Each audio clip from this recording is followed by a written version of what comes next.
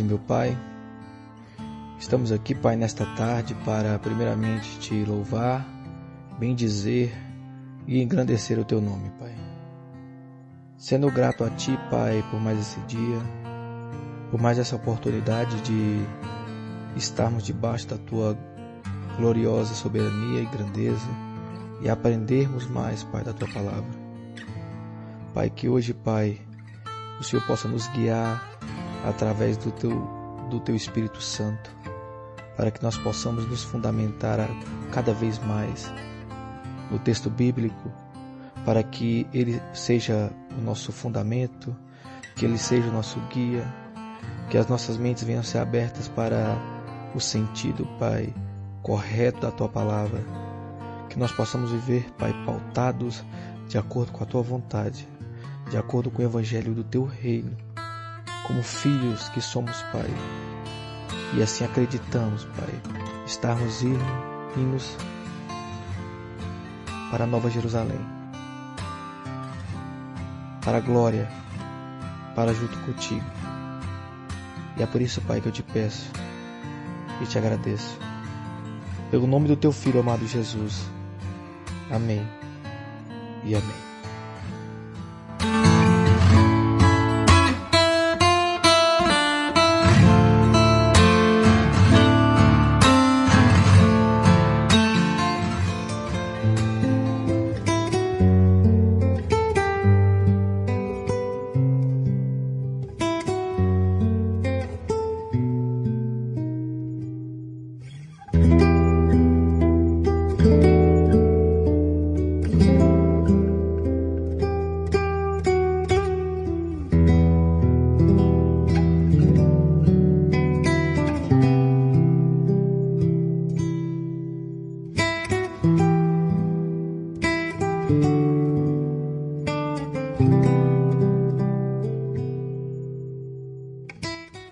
Pois bem, irmãos, então vamos iniciar o nosso estudo de hoje, para a honra e para a glória do nosso Senhor Jesus Cristo. E eu convido a cada um dos irmãos a abrirem as vossas Bíblias no Evangelho de Jesus conforme Mateus, capítulo 7, versículos 13 e 14. Estaremos dando continuidade ao nosso estudo, que está tratando aqui no Evangelho, de Mateus, e estamos no Sermão do Monte, sermão ao qual Deus tem nos guiado por ele, alguns estudos já, e como eu gosto sempre de dizer, é o sermão que trata da ética do reino de Deus, do modus operandi do cidadão do reino e de todo aquele que se diz filho de Deus. Então estamos, Pai, mais uma vez, iniciando pela graça dEle e pelo Espírito Santo dEle, nesse sermão e dando continuidade. E hoje nós veremos os versículos 13 e 14. Amém? Como eu sempre gosto de avisar os irmãos, a versão que eu estou utilizando é a versão, como eu disse no estudo passado, King James, a versão King James. E independente disso, a versão que você tiver aí na sua casa, no seu trabalho, na sua condução, se você não puder, também está abrindo a Bíblia, por motivo de trabalho ou estudo, quando você estiver ouvindo isso aqui, independente da tradução, o importante é você entender que o sentido da palavra, o sentido que Cristo traz aqui, é o que nós iremos abordar. Amém? Evangelho de Jesus conforme Mateus, capítulo 7, versículos 13 e 14. E na minha versão diz assim: Entrai pela porta estreita, pois larga é a porta e amplo é o caminho que levam à perdição. E muitos são os que entram por esse caminho. Porque estreita é a porta e difícil o caminho que conduzem à vida. Apenas uns poucos encontram esse caminho. Vamos ler de novo, irmãos?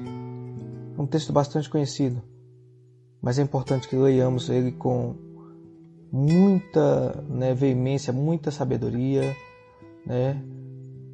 dada pelo Espírito Santo de Deus. Perceba: entrai pela porta estreita, pois larga é a porta e amplo o caminho que levam à perdição, e muitos são os que entram por esse caminho. Porque estreita é a porta e difícil é o caminho que conduzem à vida, e apenas uns poucos encontram esse caminho. Irmãos, um texto bastante forte, bastante conhecido, de todos nós cristãos a respeito do reino de Deus. Nós temos aqui que perceber que nesta segunda metade do Sermão do Monte, na última metade, nessa segunda metade aqui do capítulo 7, Cristo ele vai nos mostrar como compõe a expectativa do seu discurso do Sermão do Monte. A maior expectativa de Cristo era chegar aqui nesse ponto, porque desde o capítulo 5 ele vem discorrendo a respeito da ética do reino de Deus, mostrando a natureza espiritual do Sermão do Monte, a sua extensão, que é ampla, sobre a obediência, ao qual é característica dos verdadeiros súditos, dos verdadeiros filhos do reino de Cristo. Nós vimos que desde o início do seu sermão ele vem nos mostrando que a obediência ela é absoluta e necessária para a alegria daquele último estado de bem-aventurança, da verdadeira felicidade, que somente a graça divina por intermédio do sacrifício de Cristo pôde nos proporcionar. Como Filho de Deus, Jesus, ele se fez conhecido, mostrando que a justiça obtida no reino de Deus, ela tem que exceder em muito a justiça dos escribas e dos fariseus. Lembremos nós que os judeus naquela época imaginam que todos eles eram súditos do reino do Messias tão esperado, o Cristo, o ungido de Deus, porque em virtude da sua descendência abraâmica, ao qual eles faziam parte, eles eram únicos e legítimos herdeiros do verdadeiro Cristo. Eles achavam que a justiça que eles exerciam, a justiça dos escribas e dos fariseus, aquele sistema de dever religioso e moral ensinado por eles, reunia todos os requisitos da lei de Deus. Mas Cristo nos mostrou que isso era uma ilusão, mostrando que a descendência carnal de Abraão não poderia conceder título algum no que se diz respeito ao reino espiritual. Que a descendência carnal de Abraão era meramente natural e diferente do que eles acreditavam. Não era nenhuma qualificação para a sobrenaturalidade do reino de Deus. Cristo ele é enfático em dizer que foram contabilizados como os verdadeiros filhos de Abraão somente aqueles que tinham fé.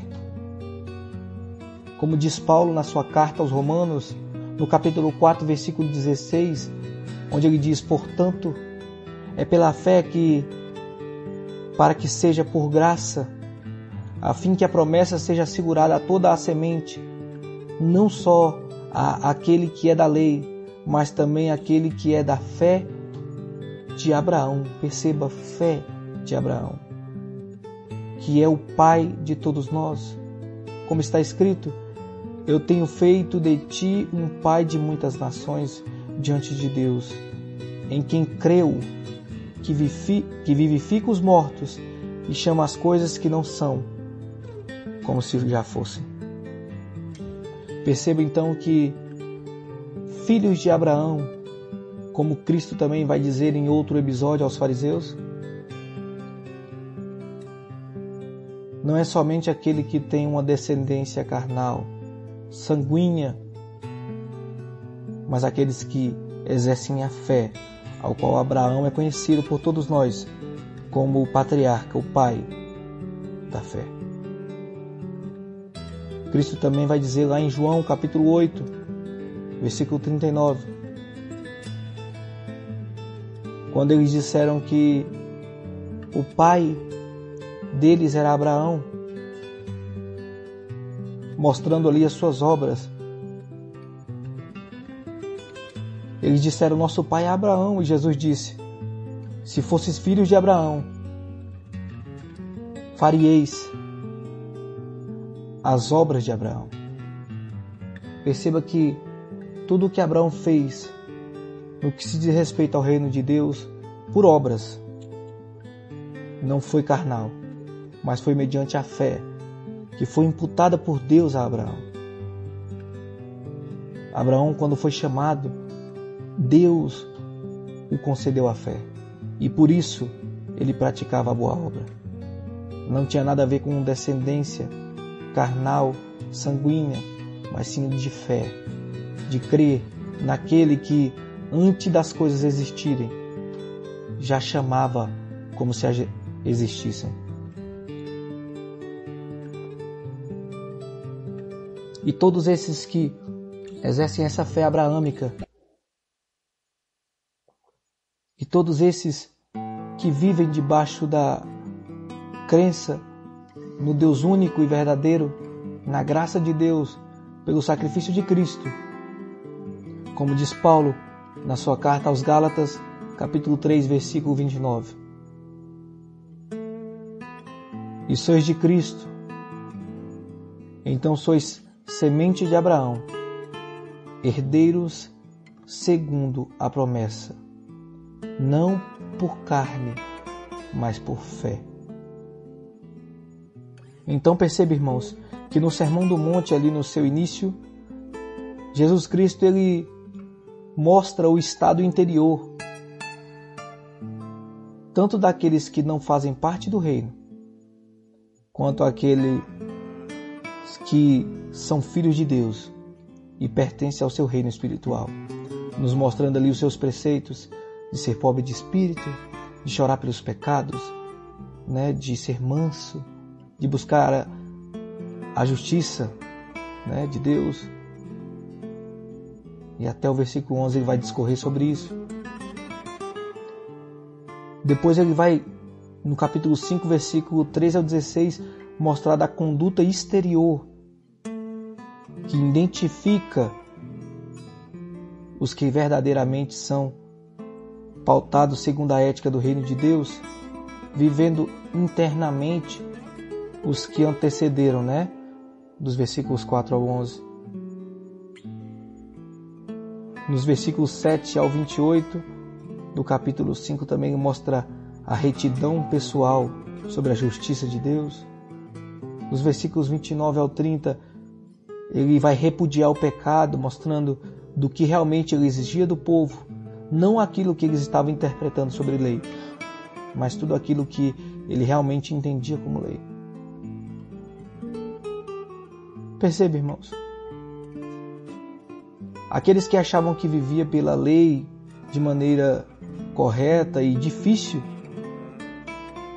começaram a entender ali que mais elevadas ainda eram as demandas que Cristo os trazia naquele momento. No que se diz respeito à santidade. Porque a lei, quer ora, quer outra, ela era flexível, trazendo o homem escolhas pautadas no coração, na dureza, como Cristo fala. Porém, infalíveis são os requisitos do caráter de Deus, ao qual ninguém pode habitar, irmão, eternamente com Ele, sem que abandone tudo aquilo que outrora Ele repudia.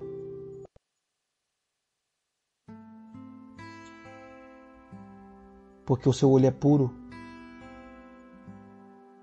e seu caráter é totalmente perfeito.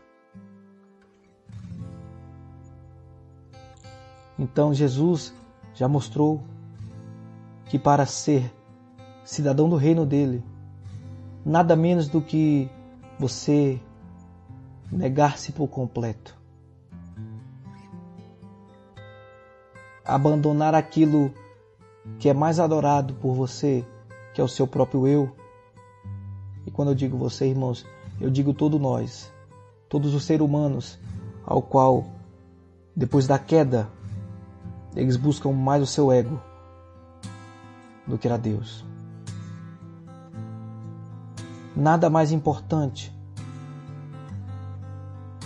para ser declarado filho de Deus do que renunciar todo o curso pecaminoso da sua vida.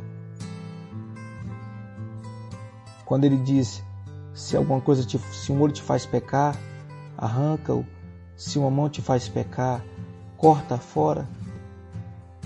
É justamente isso. É renunciar todo o curso pecaminoso, usando ali uma figura de linguagem. Quando Cristo faz isto, irmãos, são declarações claras e diretas. Mas para muitos parece um discurso duro. Talvez a multidão que estava ali em torno do monte, que ouvia aquilo, demandas que matavam a carne, demandas que fariam abandonar o ego. Talvez se nós estivéssemos sentados ali,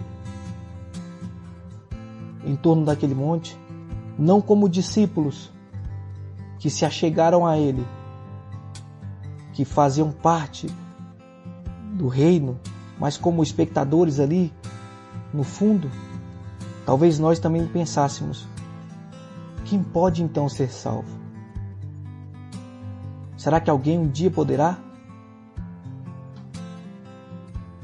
Porque o discurso de Cristo, no Sermão do Monte, como eu sempre digo, eles são para aqueles que são filhos, aqueles que são selados com o Espírito Santo de Deus e que entendem que não são nada se não for pela misericórdia de Deus.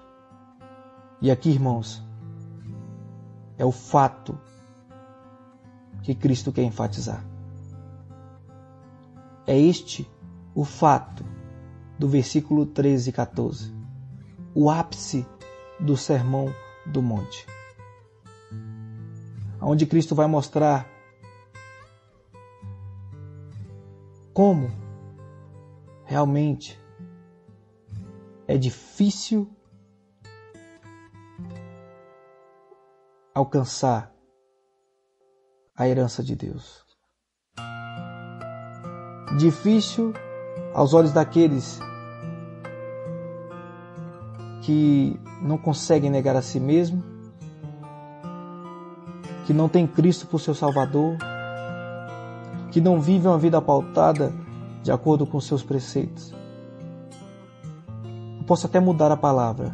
Impossível para aqueles que não negam a si mesmo e não são pobres de espírito, como diz o versículo 3, versículo 4 de Mateus capítulo 5. E aí está o fato de uma porta estreita e de um caminho difícil. Os discípulos ali talvez pensavam que estavam fazendo algo correto perante a lei, mas quando Cristo ele ressignifica todas as leis que estavam sendo distorcidas, quando Cristo mostra o seu caráter divino, santo, com o capítulo 5 ali no seu início, de tudo que era íntimo que ele queria, da pobreza de espírito, do choro pelo pecado, da mansidão, né, da busca pela justiça, da pureza do coração, da misericórdia, de tudo, da pacificação. Os discípulos poderiam ali estar já com objeções na cabeça, porque nós não podemos esquecer, irmãos, que eles também eram judeus. Eles também cresceram em uma cultura onde os fariseus, os escribas eram os professores e talvez eles pensassem que aquilo seguido de maneira correta aos olhos dele eram suficientes. Mas Cristo faz esse sermão, chegando aqui, com certeza,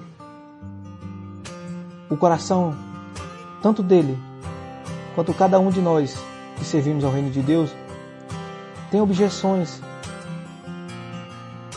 E Cristo ele já nos mostra declaradamente que a salvação é estreita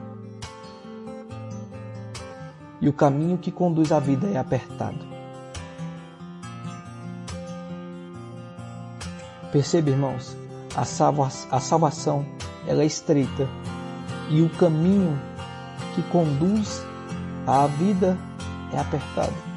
E mais, ele ainda prossegue em apontar com a sabedoria divina dele, com o interesse divino dele, que para todos nós que somos filhos, é de nosso interesse pessoal, ou eu posso até aumentar aqui, é nosso dever entrar nesta porta que é estreita e andar neste caminho que é difícil.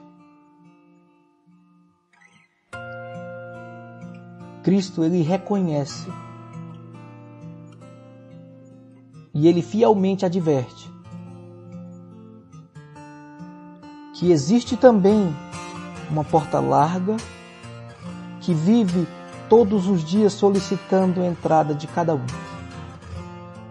E que existe um caminho largo, convidando todos a andar nele. Porém, tanto aquela porta quanto aquele caminho, eles têm um fim.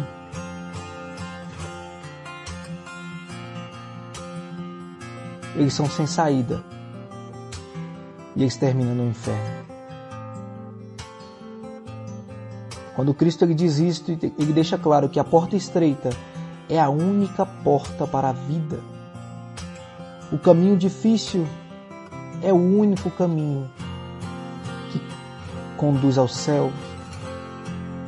E ele deixa claro na passagem, poucos realmente o encontram. Poucos terão a inclinação para ele.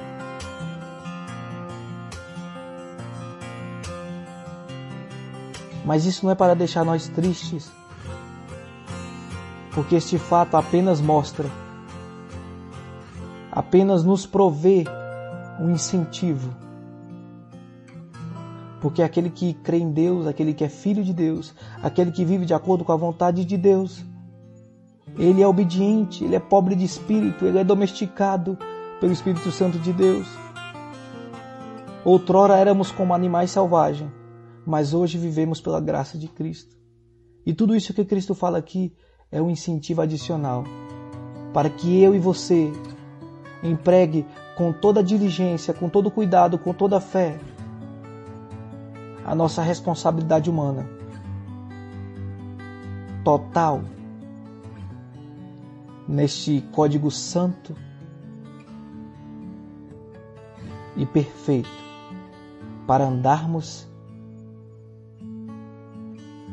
e entrarmos, ou como o texto diz, para entrarmos e andarmos por este caminho.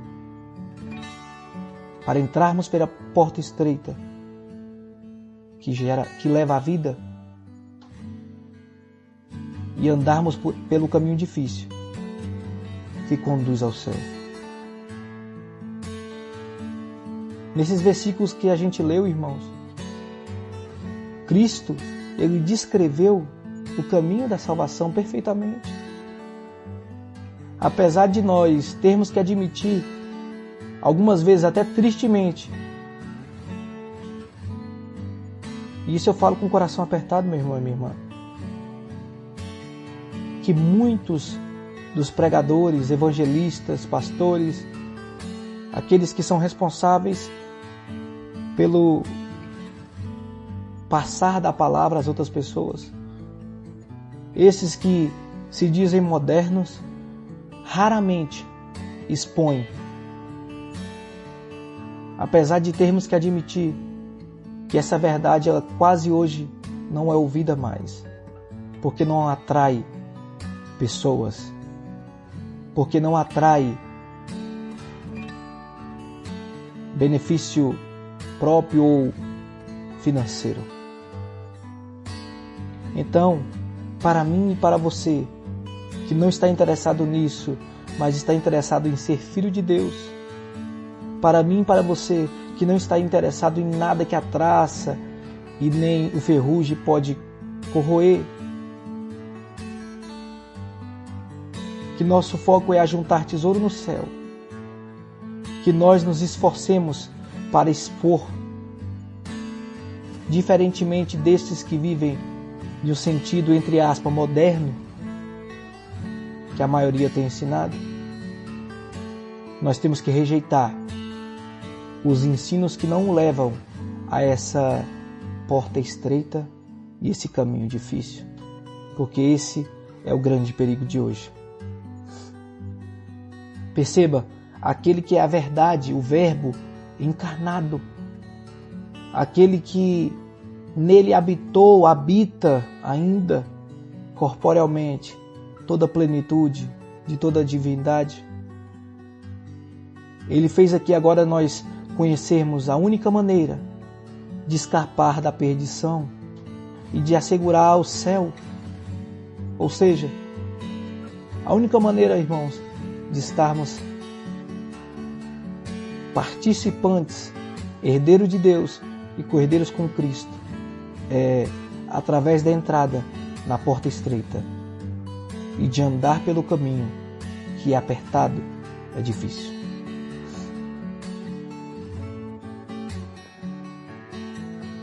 Como eu gosto sempre de lembrar aos irmãos, o Novo Testamento ele é escrito em grego. Então a palavra grega para estreita,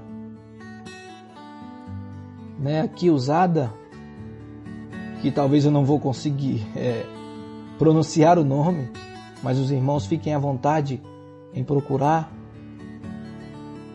Ela significa restrita ou até, entre aspas, limitada. Seu sentido literal, limitado, restrito. É isso que Cristo está referindo aqui. Porta estreita é porque ela é uma porta restrita, limitada, ao qual poucos irão encontrar. E quando Cristo ele cita porta, nós temos que entender que a porta, ela tem propósitos. E principalmente dois. No seu sentido natural, uma porta ela tem principalmente dois sentidos principais, porque nós sabemos que ela tem muitas utilidades, mas o principal sentido é permitir a entrada ou a saída de algum lugar. Perceba, irmãos, eu outrora entendi esse versículo e creio que os irmãos também, que a porta ela estaria no final do caminho. Mas não. Cristo ele cita a porta aqui como entrada, como meio para o caminho e não como fim do caminho. Ele cita estreita é a porta e difícil é o caminho. Ele não cita difícil o caminho e estreita é a porta como fim. Não. Então, como nós vimos aqui que toda porta ela tem como fundamento dois princípios, ou de entrar ou de sair, aqui Cristo está citando o de entrada. Todos os que entram nesta porta estreita, eles têm imediatamente o ganho da admissão naquele caminho que conduz à vida.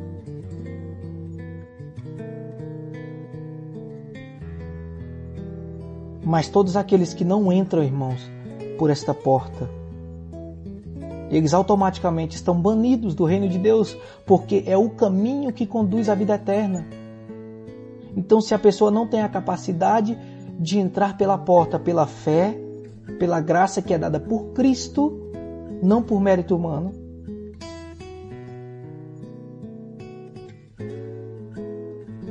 ela já está banida da presença de Deus. O uso dessa porta também, irmãos, nós vamos ver ele relatado lá em Mateus capítulo 25, versículo 10, onde Cristo também vai usar uma parábola para dizer sobre aquelas virgens insensatas que estavam sem o óleo necessário. E quando foram sair para comprar, o noivo chegou e fechou a porta.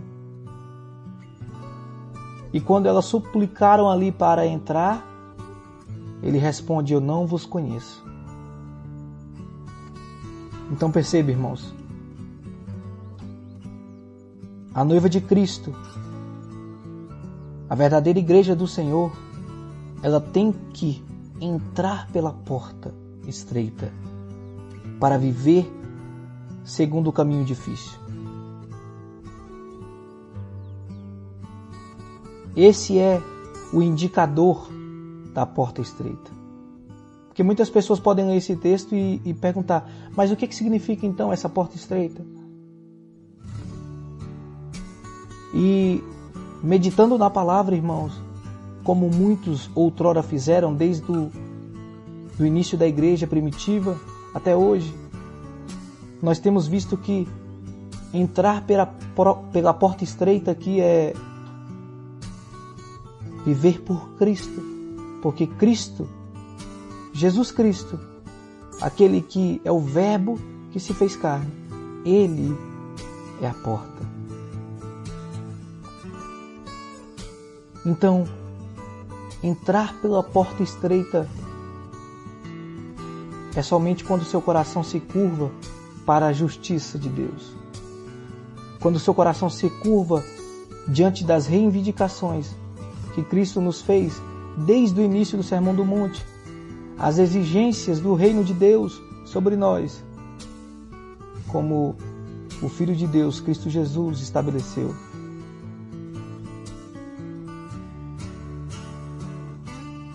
Então perceba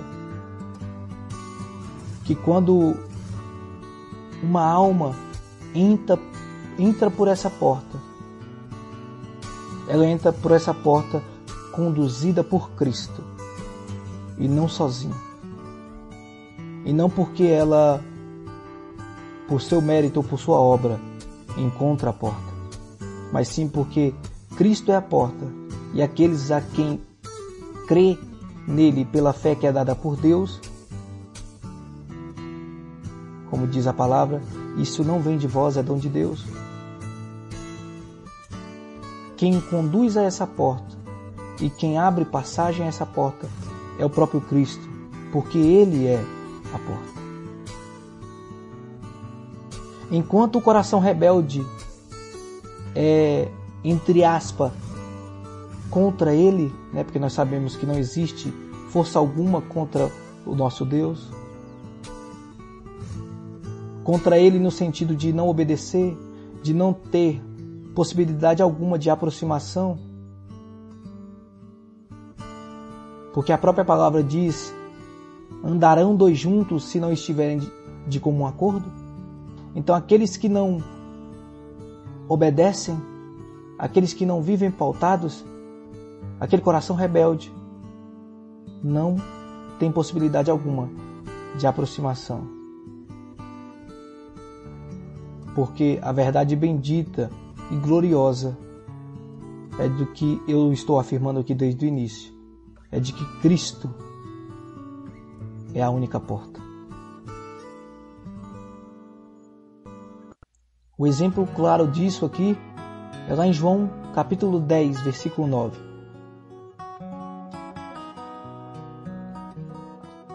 Quando Cristo, ele citando ali para os seus discípulos, ele diz: eu sou a porta. Perceba, ele próprio diz: eu sou a porta. Se algum homem entrar por mim, ele será salvo, e entrará e sairá, e achará pastagem. Ele assim, irmãos, de uma forma trina com seu Pai e com o Espírito Santo, nos mostra as suas funções e o seu ofício de mediador entre Deus e os homens. Ele é a porta na presença de Deus como Filho e no mundo como sacerdote real. O Filho de Deus, o único ungido de Deus, verdadeiramente para a salvação, que é a que mais importa, que é a salvação da morte eterna. Então perceba, irmãos, somente aquele coração que verdadeiramente entende Cristo como Filho de Deus por sua total autoridade, apenas aquele coração que retém os seus santos ensinamentos, que são imputados no coração pelo próprio Cristo, apenas esse coração está preparado para recebê-lo como salvação e como sacerdote. Como diz o evangelista João, no seu capítulo 14, versículo 6, com a fala do próprio Cristo, ele vai dizer: Cristo é o caminho, a verdade e a vida. Perceba, irmãos, ele, antes de ser a vida, ele é o caminho e a verdade.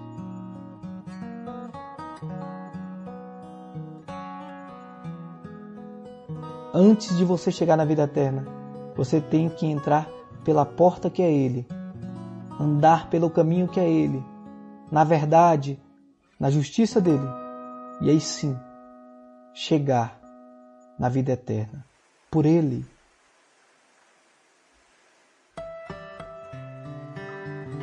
Ele é o primeiro Rei da Justiça. E lá em Hebreus 7:2 vai dizer que depois disso, Ele também é o Rei de paz. Em outras palavras, meus irmãos, o sangue de Cristo, o seu sangue purificador, Ele é pleno e detentor de todo o poder, e seria capaz de abranger todo o universo. Porém, ele só está disponível para aqueles que estão salvificamente ligados a Ele, na fé ao qual Deus imputa em nossos corações. Aqueles que obedecem aos seus preceitos e vivem de acordo com seus mandamentos e se entregam como sacrifício vivo ao seu santo governo. Isaías 55:7 o profeta vai dizer que os ímpios deveriam abandonar o seu caminho e o homem maligno os seus pensamentos, antes de serem perdoados por Deus. E o que o profeta está dizendo aqui é apenas outra maneira de dizer que Cristo deve ser recebido como Filho de Deus, antes que ele seja abraçado como sacerdote.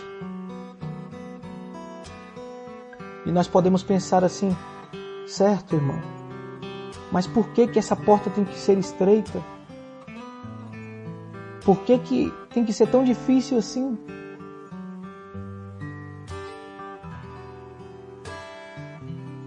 No texto bíblico nós vamos encontrar pelo menos 3 razões, no mínimo, para que ela seja estreita. E a primeira razão delas é o pecado. Deus ele não vai contra a sua própria palavra. E o salmista vai dizer, lá em Salmos 9, verso 17, que os ímpios serão lançados no inferno e todas as nações que se esquecem de Deus juntamente serão lançadas. Lembre-se, irmãos, que ímpio na palavra é aquele que não obedece a Deus. E como Deus não pode voltar e ir contra a sua própria palavra, a porta do céu, que é o próprio Cristo, ela é estreita, porque não pode admitir tais pessoas no reino. No Novo Testamento, na carta de Paulo aos Efésios, capítulo 5, versículos 5 ao 17, ele vai dizer: porque bem sabeis isto, que nenhum devasso, ou impuro, ou avarento, ou qual é idólatra, que tem herança no reino de Cristo e de Deus. Então nenhum desses irmãos tem herança no reino de Deus, de Cristo. Ninguém vos engane com palavras vãs, porque por estas coisas vem a ira de Deus sobre os filhos da desobediência. Portanto, não sejais seus companheiros. Perceba, irmãos, nós não podemos viver enganados por palavras vãs, porque a ira de Deus vai ser lançada sobre esses. E ele ainda enfatiza que são filhos da desobediência, que são ímpios. E ele ainda nos dá um conselho: não sejais seus companheiros. Não que nós não temos que orar ou chorar pelo pecado, mas sim de não compactuar. Então, um dos motivos da porta ser estreita é justamente o pecado do homem. Outro motivo da porta ser estreita é por conta da santa lei de Deus, que muitos pensam que a lei que é ruim. Pelo contrário, a lei é e sempre será santa. Ruins somos nós, que seríamos e somos e sempre seremos capazes de cumprir por completo ela. E pela misericórdia de Deus, Cristo veio cumprir para que nós possamos viver pela graça hoje, pela fé em Cristo que é dada por Deus, e não pela lei que aponta o pecado porque é santa.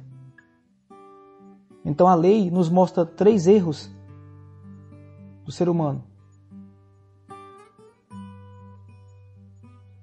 que de cara seria capaz,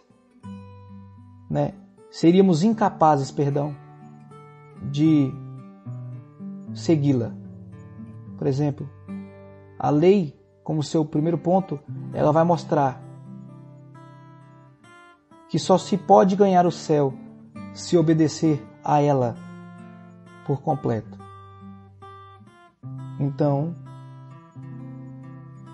se nós vivermos debaixo da lei antiga, ao qual Cristo veio cumpri-la, nós seremos incapazes de ganhar o céu. Mas como nós vivemos na lei, porque Cristo cumpriu a lei religiosa, a lei cerimonial, e tudo aquilo que era civil, que era relacionado a essa lei cerimonial. E agora nós estamos vivendo na graça de Cristo. É por isso que somos capazes de entrar pela porta estreita e andar pelo caminho que é difícil. A lei também mostra que só se pode entrar no céu se você praticar a piedade no seu sentido total e amplo. Piedade que a Bíblia diz, irmãos, é obediência. Como diz lá em Hebreus 12:14, segui a paz com todos e a santificação, sem a qual ninguém verá o Senhor. Então, somente pela lei antiga, pela lei mosaica, nunca iria existir conformidade pessoal à vontade de Deus, porque nós somos incapazes de cumpri-la. Mas a mão forte, a mão potente de Deus, a vontade soberana dele e a misericórdia nos agraciou com o seu Filho, que ele é a porta. E por isso que ele é a porta. Por isso que ele é o mediador, porque só ele é capaz de nos conduzir a Deus.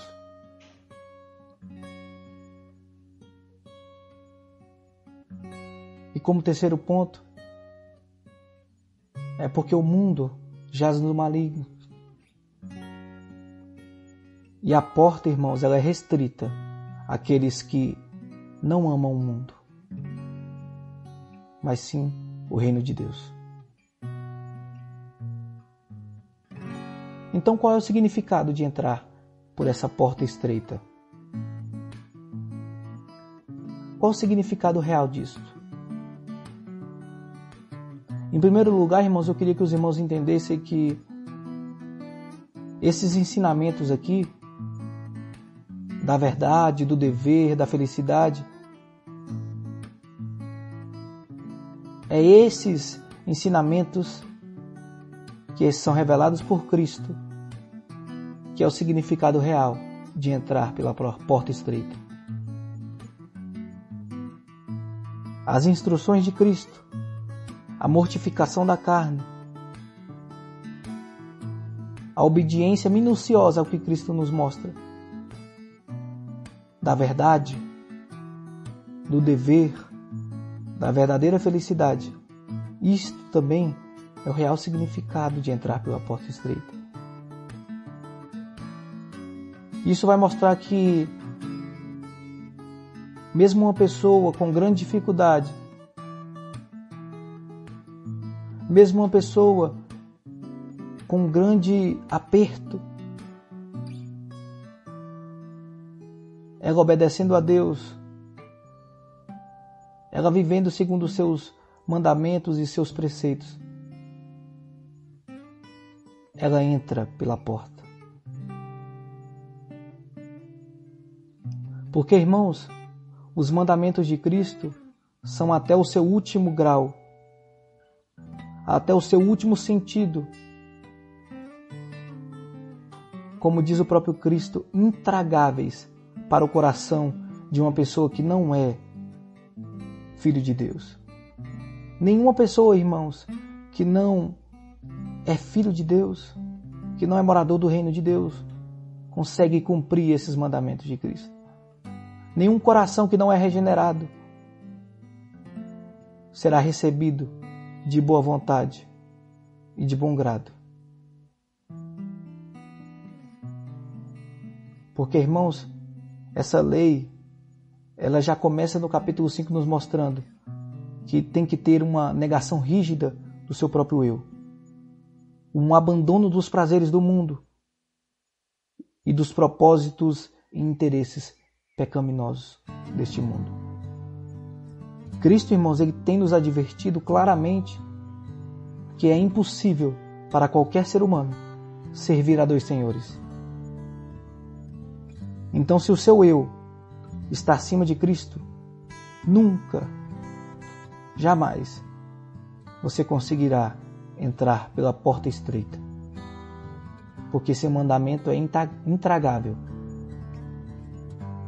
para aquele que serve o seu próprio eu.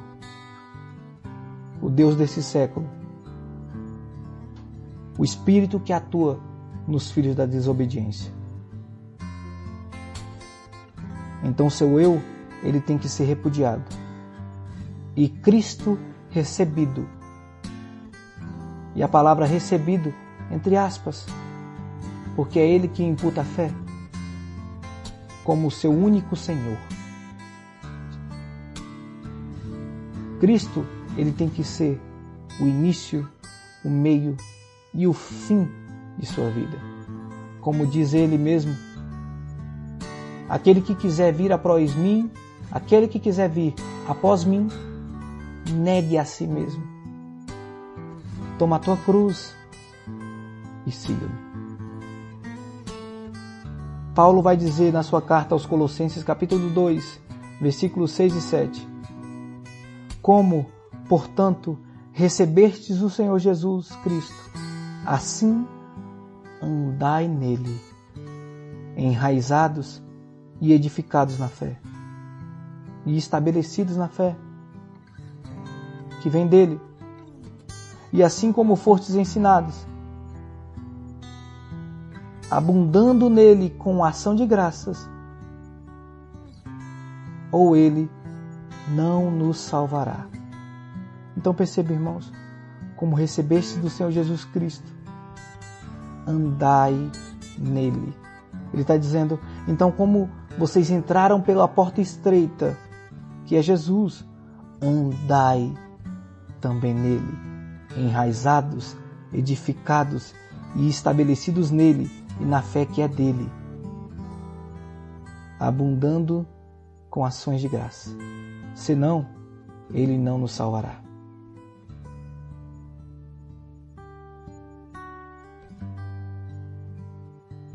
Então, andar pela porta estreita significa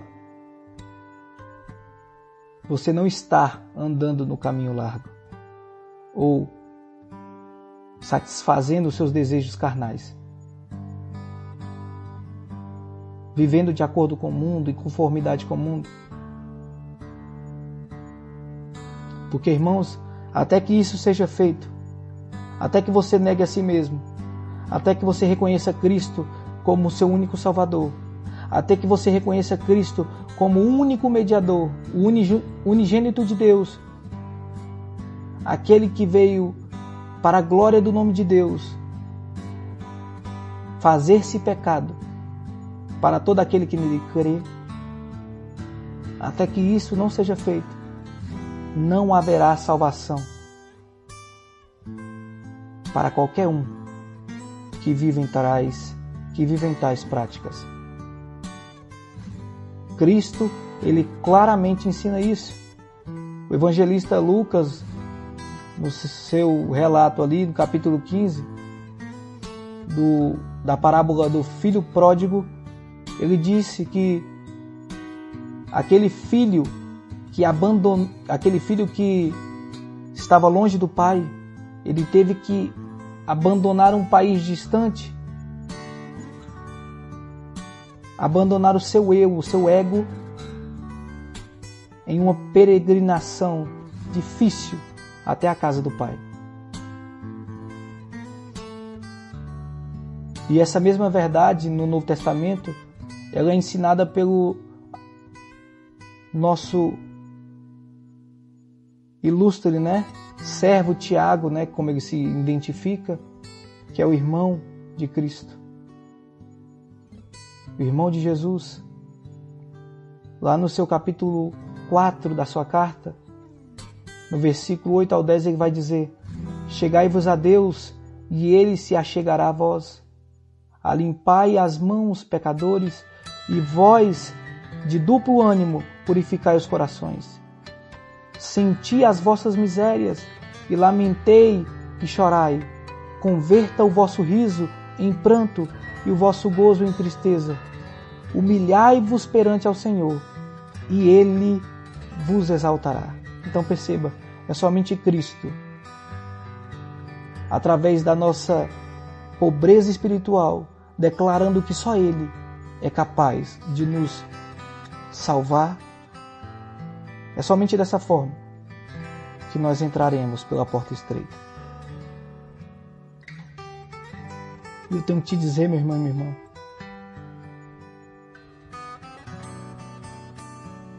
é verdade. Ah, como é verdade. É uma verdade tão real como o seu corpo físico que você está vendo agora. Entrar por essa porta não é nada fácil. Quando Jesus, lá no Evangelho de João, capítulo 6, versículo 27, ele diz: trabalhai não pela comida que perece, mas pela comida que permanece para a vida eterna, ao qual o Filho do Homem vos dará. É justamente isso. Que a salvação, ela não é uma coisa simples. Ela nunca é e nunca será uma coisa medíocre. Pelo contrário, a porta é estreita.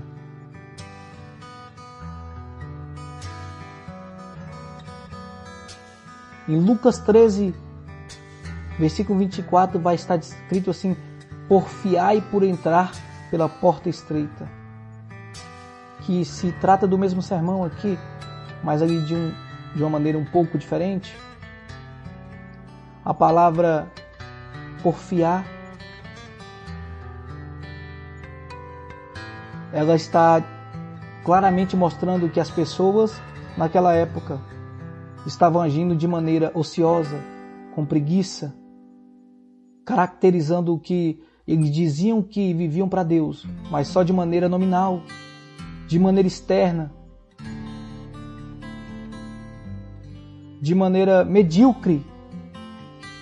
Porque Cristo, ele nos ensinou desde o capítulo 5 que antes de você fazer algo para Deus, primeiro você tem que ser submisso a Deus. Para você superar os obstáculos da vida, você tem que ser dependente de Deus. É isso. A palavra grega usada aqui, em Lucas 13, 24, que é o porfiar, é a mesma que é usada lá em 1 Coríntios 9, 25. Luta. Também usada em Colossenses 4, 12. Militar. Combater. Militar também em Timóteo 6, 12. Então perceba, não é fácil.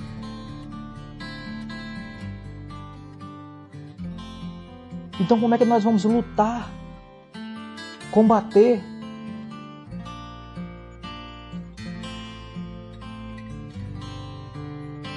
Como é que nós vamos porfiar, como Cristo está dizendo aqui, pastor? A resposta é clara.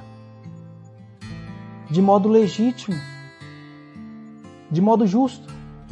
Como diz 2 Timóteo capítulo 2, versículo 5. E se um homem também luta pela vitória, não é coroado se não lutar legitimamente ou legalmente. Então, irmãos, o nosso esforço por meio da oração, por meio da súplica, ele tem que estar pautado em buscar a obediência a Deus, a libertação das coisas do mundo, de tudo que é corruptível, tudo que jaz no maligno, que possa nos compelir a desobedecer a Deus, que possa nos fazer tropeçar. Nós temos que buscar legitimamente e fervorosamente Cristo para nos ajudar a livrar dos frutos da carne, porque a carne, irmãos, ela é totalmente pecaminosa e ela está cotidianamente tentando superar o nosso espírito. Nós devemos, irmão, nos prostrar diantemente, constantemente diante do trono da graça, diante da graça de Cristo, para que pela graça Cristo possa nos ajudar a repudiar isto, a afastar de nós o ódio, a miséria humana, o pecado que é odiado por Deus. Mesmo que isto possa envolver aquele sentido figurado que Cristo usa, cortar a mão direita, arrancar os olhos, mesmo que te custe algo que é difícil, mas que para um fim que é necessário, que é a vida eterna. Somente a graça poderá nos ajudar a fazer isso, irmãos. Somente a graça de Cristo, por intermédio da fé, nos pode guiar a fazer o que Ele nos ordenou. Temos que ser moderados em todas as coisas.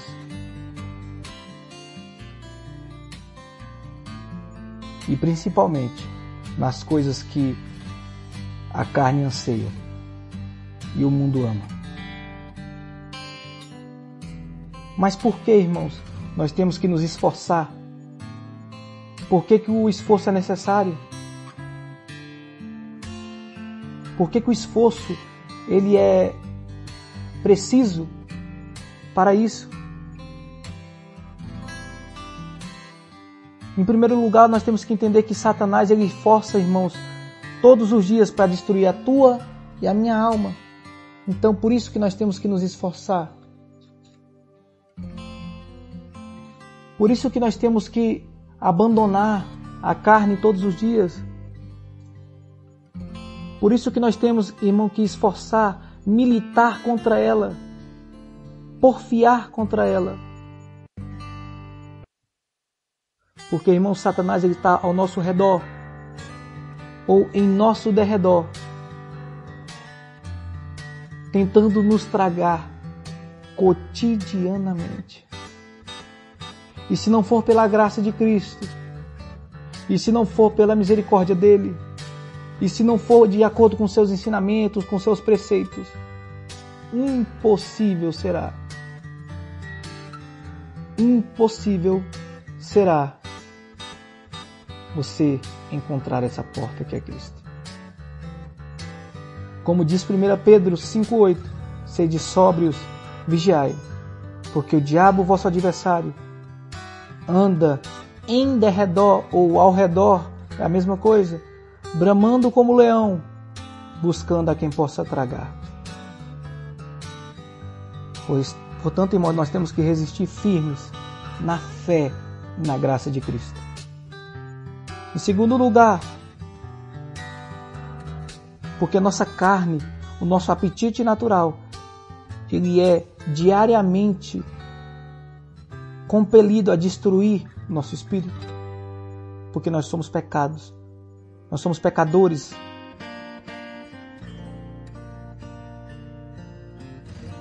Como diz em 1 Pedro 2,11, amados, peço-vos que, como a peregrinos e a forasteiros, que vos abstenhas das concupiscências da carne, que combatem contra a alma.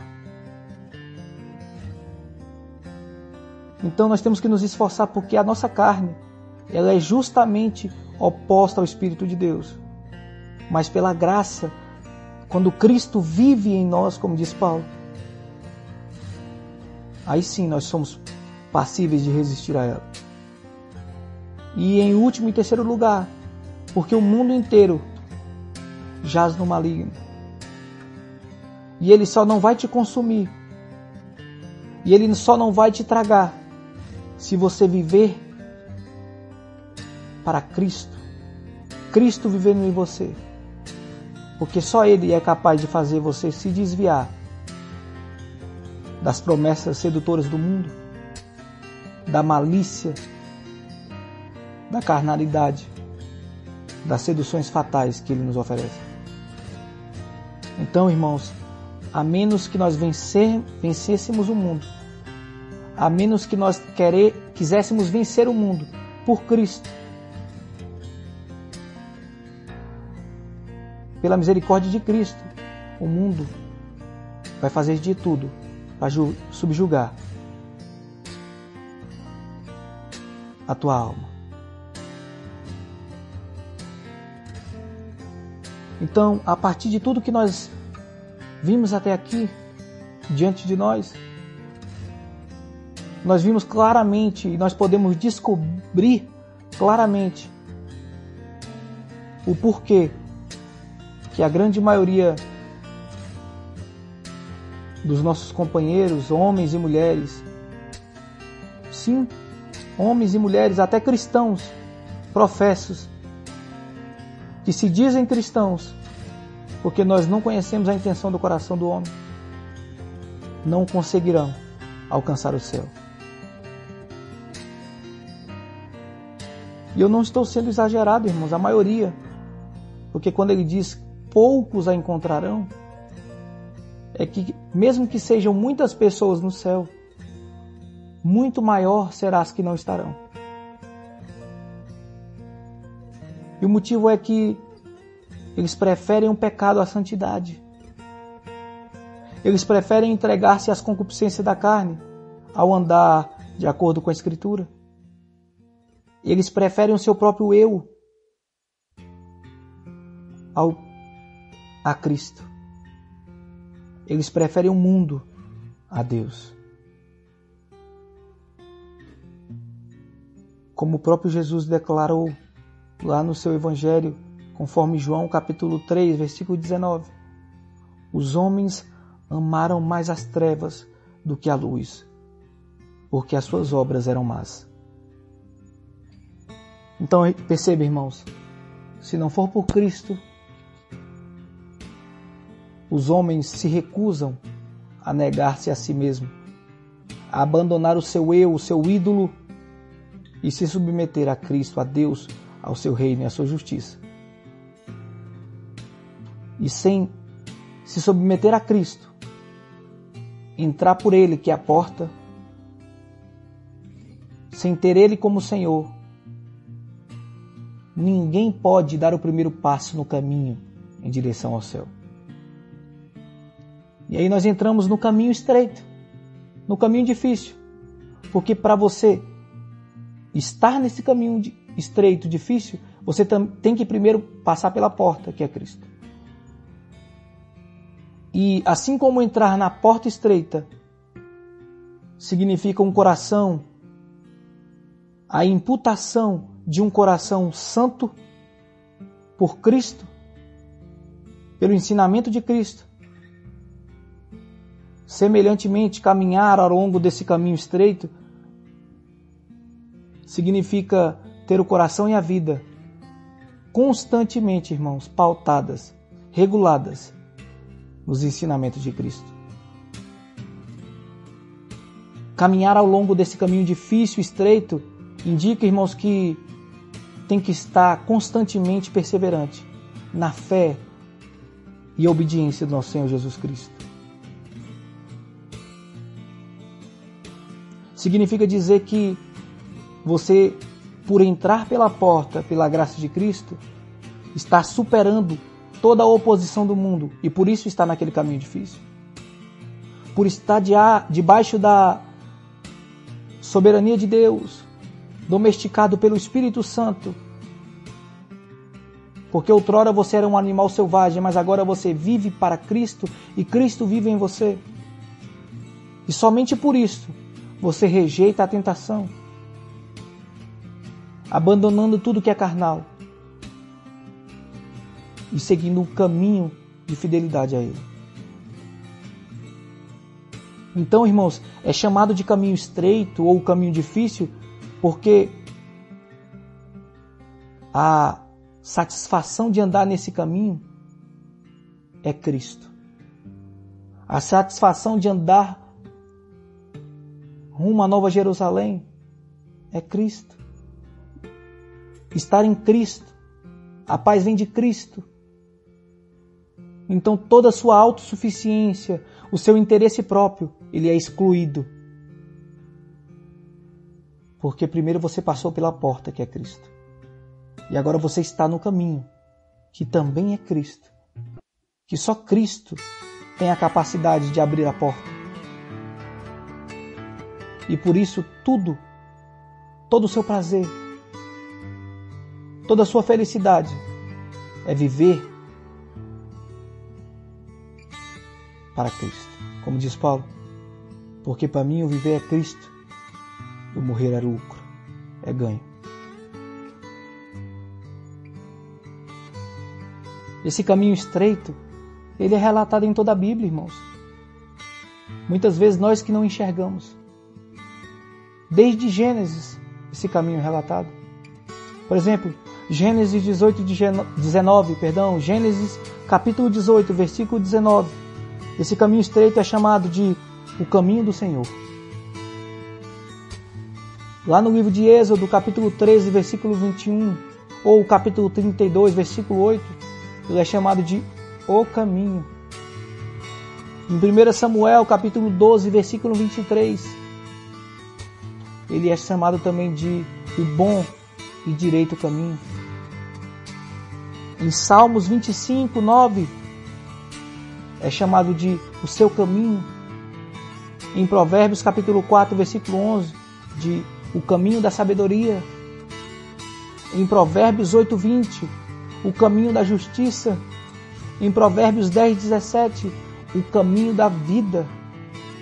Isaías 35, 8, o caminho santo. Jeremias 6, 16, o bom caminho. Novo Testamento, 2 de Pedro 2, 2, o caminho da verdade. E 2 de Pedro 2, 15, o caminho direito. Então preste atenção, irmãos.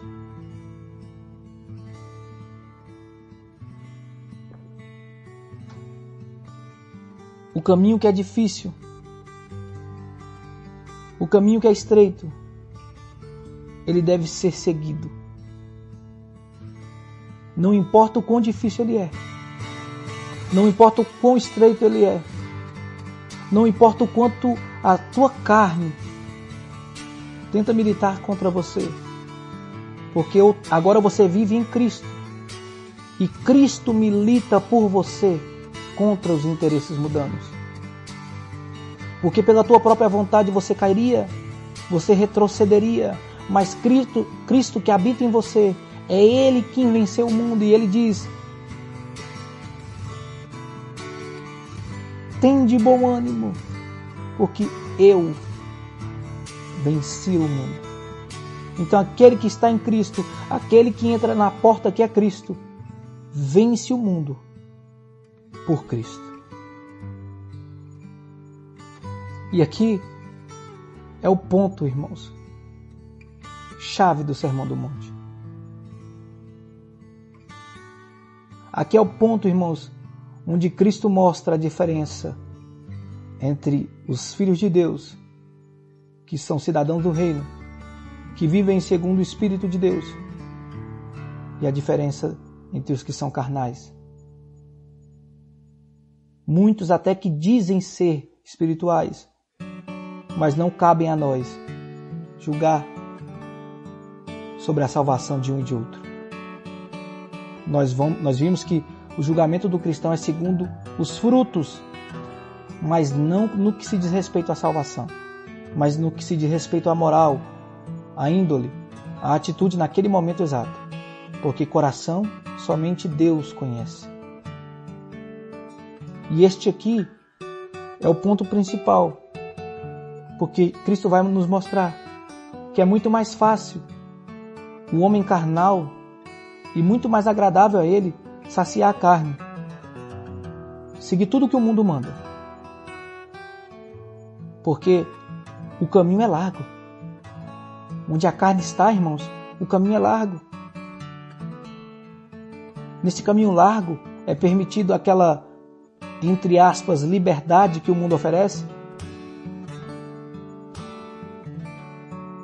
Muitos cristãos, sob o preceito de não estar sobre a lei, né? E quando eu digo cristão, eu digo que se dizem cristão, né? Porque cristão é aquele que vive verdadeiramente em Cristo. Muitos que se dizem cristãos sob o pretexto de não viver na lei, mas viver na graça. Eles acham que liberdade é libertinagem, mas não é, irmãos. Não confunda liberdade com libertinagem. Liberdade você só encontra em Jesus, obedecendo os preceitos da graça dele. E nós vimos aqui no Sermão do Monte que para aqueles que acham que a graça é mais fácil que a lei, pelo contrário, a graça ela é muito mais difícil que a lei, porque a graça ela é imerecida e só é Cristo estando em nós que nos capacita a viver nela. Então por isso que o caminho largo, o caminho do mundo é atraente, porque tudo que é fácil, irmãos, leva para esse caminho. Mas Cristo também nos adverte que esse caminho ele tem um fim, que é a destruição.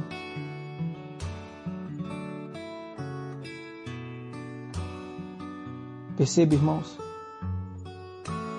embora o caminho estreito, o caminho difícil conduza à vida eterna, que eu creio que é o que todos querem, apenas poucos, irmãos, poucos, a palavra é clara, o trilham.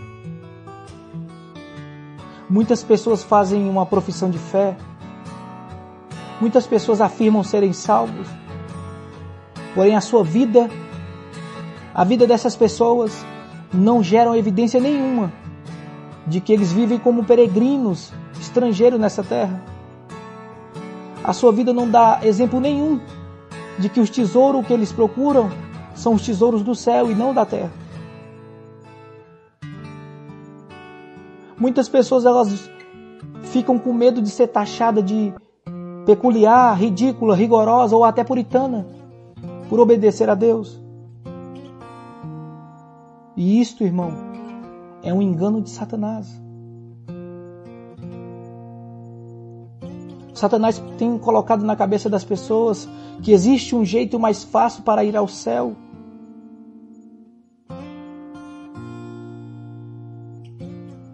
Mais fácil do que negar a si mesmo, tomar a sua cruz e seguir a Cristo. Existem muitas pessoas, irmãos, que são religiosas.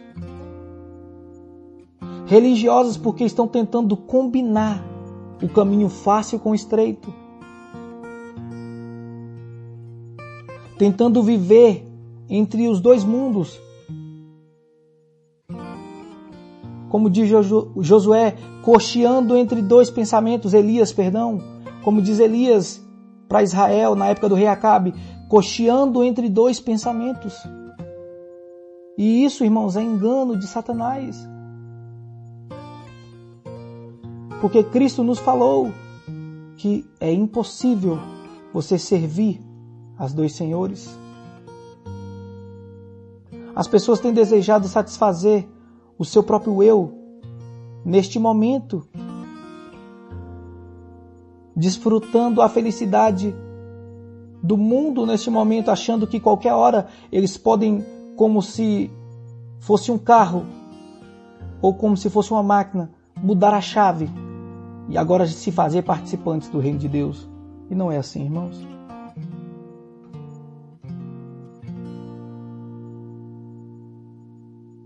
Desfrutar da felicidade no céu, na eternidade, é difícil.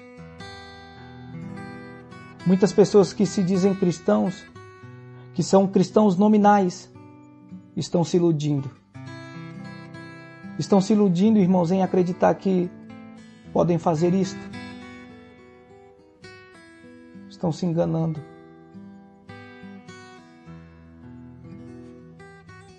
Uma fé em Cristo que ela não é vivida, que não é pautada, que não é professa, que não é verificada na mortificação da carne, na mortificação das obras do corpo, deste mundo, pelo Espírito de Deus, que por intermédio do seu Filho Cristo, nos imputou, nos selou o Espírito Santo. Toda obra que não está pautada na obra de Cristo, ela é vã, ela é anátema. ela é maldita. Como Paulo diz em Romanos 8,13, porque se viverdes segundo a carne, morrereis. Mas se através do Espírito mortificardes as obras do corpo, vivereis. Então perceba, irmãos, uma fé que não é evidenciada pela completa submissão a Cristo, ela é, e perdão pela palavra forte, mas é isso que tem que dizer, ela é somente uma fé em demônios. Uma fé na morte eterna. Um engano de Satanás. Um amor que não guarda os mandamentos de Cristo não era o amor. Pelo contrário, é uma rebelião. Porque o próprio Jesus diz, lá no Evangelho de João, capítulo 14, versículo 23, se alguém me ama, ele guardará as minhas palavras. E o meu Pai o amará, e iremos a ele, e faremos nossa morada nele. Então aquele que ama Cristo, observa os seus mandamentos. Então, irmãos, aquelas pessoas que pretendem ser cristãos sem obedecer, sem se submeter a Cristo, à vontade de Deus, essas pessoas que praticam esses atos estão extremamente enganadas e são presunçosas ao acharem isso. A razão, irmãos, de que porque muitos dos poucos entrarão na vida, muito poucos encontrarão a porta para andarem no caminho e chegarem à vida, é justamente esta. Porque as multidões estão buscando mais o mundo e a sua satisfação do que buscando o caminho que é indicado por Deus.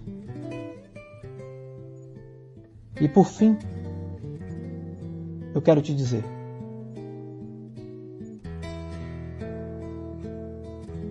ninguém, irmãos, busca a porta e anda no caminho corretamente, se não for aqueles que obedecem os mandamentos de Deus, que vivem de acordo com os seus preceitos, submissos a Deus, pela fé que por Ele é dada, imputada em nossos corações, para obedecermos a Cristo e vivermos segundo o seu Espírito Santo. Este Deus que é trino, é Ele quem nos ajuda, é Ele que nos deu graça a passar pela porta estreita, que é o seu próprio Filho.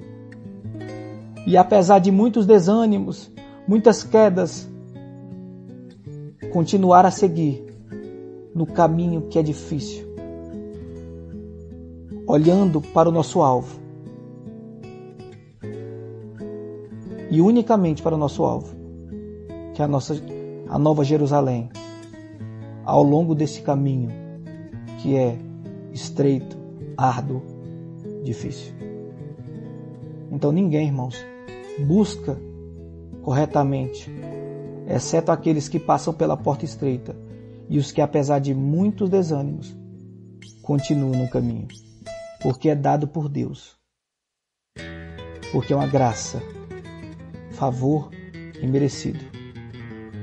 Então seja grato a Deus se você hoje está debaixo das mãos potentes do Senhor e conhece a Cristo e tem Ele como seu único mediador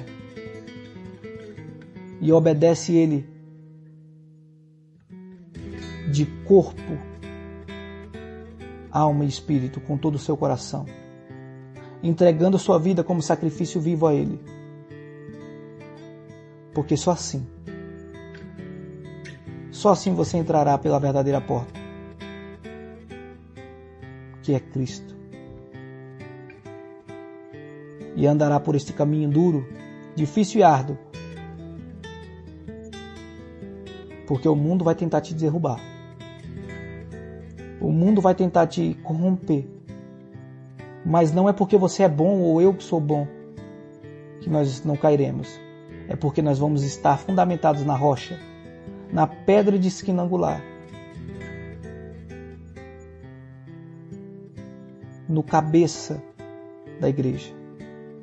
E é por isto que nós não retrocederemos neste caminho. Amém? E eu te pergunto, será que outrora você pensou que esses caminhos se cruzavam? Será que você pensou que a porta ela estava no final?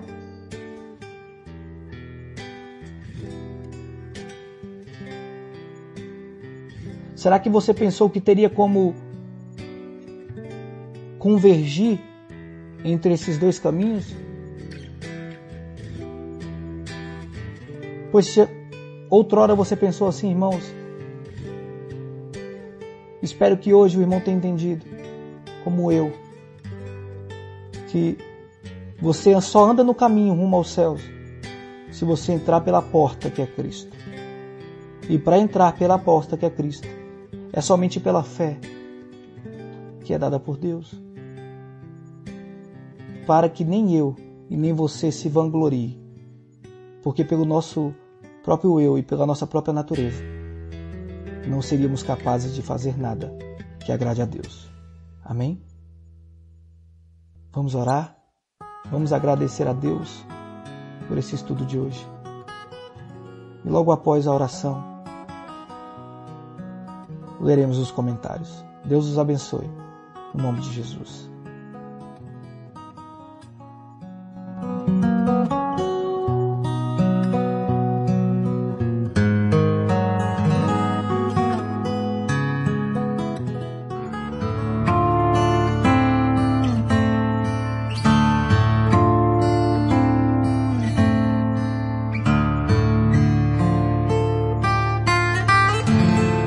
Senhor, meu Deus e meu Pai, Pai, só podemos agradecer a Ti. Agradecer, Pai, por esta palavra maravilhosa, por este Teu ensinamento, Pai, ministrado a nós, não por mim, porque sou pecador, tanto quanto todos que estão ouvindo, mas pelo Teu Espírito Santo.